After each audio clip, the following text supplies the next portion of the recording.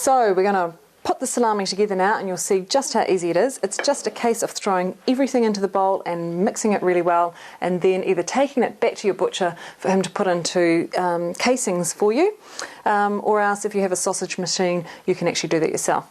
So we'll get started. First of all, we're going to add the fat into the salami meat, the very lean meat itself, and then we're going to add the peppercorns. So sprinkle those over the top, and the salt, of course, and that's exactly, remember the magic number is 2% salt, so you may wish to do half of this amount of meat to get, just to try it out. So that would be 2 kilos with 40 grams of salt, but just always 2% salt. It's a fine balance between being enough salt to help preserve the salami, but it's not too salty for consumption. And then we're going to add some garlic. I always add garlic to my salamis. You don't have to, but the garlic, of course, has the added bonus of being antimicrobial and antibacterial, so it's going to also help with the assistance of the preserving of your salami. And then, of course, we're going to glug some wine on. Wine is optional. I do like a bit of wine. It helps it mix. And also it just gives it a little bit of the acidity that I think helps with the flavour and the curing process as well. So I don't know, maybe a cup, something like that, a cup of wine. And then your beneficial bacteria. So this is again what makes this stand out from a salami that you're going to buy from the supermarket. I don't ever buy commercial supermarket salamis, so by adding your Probiotics, it's going to turn it into a healthy food. So here we go. We're going to add half a teaspoon to a teaspoon of Probiotics. So that's the Lactobacillus plantarum. You could also use acidophilus if that's all you have available, and that would be fine. And I'm going to use just a pinch of penicillin candidum. And as I said before, I might have a little ripper. Penicillin candidum is the white mould that's found in cheese making for brie and camembert. Now you don't need much, literally the amount of a pinhead. So just a tiny little wee pinch. And I'm just going to drizzle that around. And with these bacteria and these moulds, they will multiply rapidly overnight. So it doesn't. You don't need to. By adding more is not more. Less is more. And now we're going to go through and mix this all up. This is where the fun begins. And make sure that the fat and the salt in particular is really evenly distributed throughout.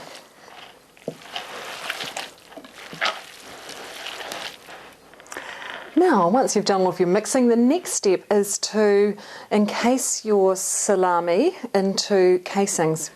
So I have a lovely butcher, and he actually does this step for me. So maybe you can talk to your local butcher and see whether they'll do that for you, just to make it easier. It also saves you the money and the hassle of having to go and buy a salami or sausage making machine. So this is what it looks like when it comes back from the butcher. So it looks quite large, but of course the moisture in here is going to dehydrate and it's going to shrink down with time, and you'll end up with something looking a bit more like that. So the curing process is actually very, very important and quite a critical step. It needs to be in an environment where it's cool and quite airy. So a bit of a draft is good, but also protected from pests such as flies and rats and mice, dare I say it. So we have it in our garage because it's quite a cool area. It's on the south side of the house. I'm able to open up a couple of doors and get a bit of a draft going through there when it's a bit warmer in summer. And what I've done is I've hung from the ceiling some muslin or cheesecloth, and I've clipped it together with cloves pegs on the outside just so that it's protected from flies. So of course autumn and winter are optimal times to be doing cured meats because those pests have gone. So basically what happens at this point is you're going to hang that salami in this state for a minimum of 3 weeks. During that 3-week period there's going to be a fermentation that happens. The bacteria is going to multiply and grow and harbour out any bacteria and protect it from spoiling. and anywhere up till 6 weeks will be an optimal time. So really it's a matter of preference as to how firm you want your salamis and what you like.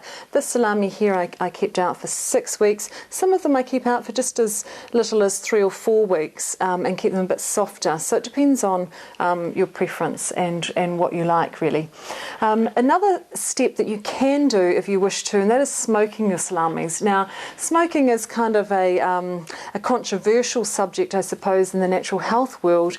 Some people, lean towards not having any smoked foods in their diets because the supposed carcinogens associated with it.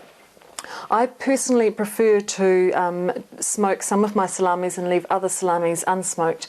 It just adds something to the flavour and the authenticity, I think, of having a homemade salami. And given that my whole diet, my family's diet, is pretty extraordinarily healthy, I don't mind having a small amount of smoked foods in the diet. So if you wish to smoke your salamis, and I do recommend that you try it, then once they're encased like that, that is the time to smoke them, and they only need one very light smoking, so maybe 6 hours in a cold smoker.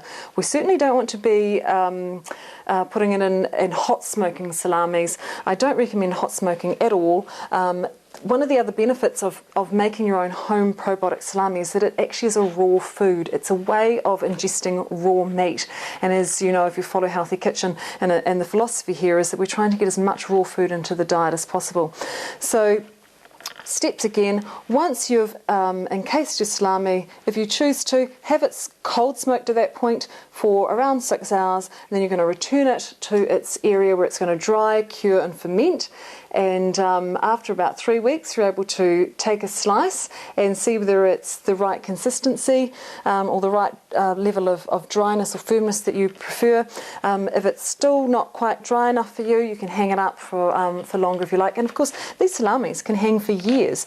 So I hope you give salami making a go. It is very, very easy, especially with the help of your local friendly butcher, and I know that it's going to help your health and give you a new lease on life in terms of being able to eat deli meats if you've stayed away from them because of the nitrates.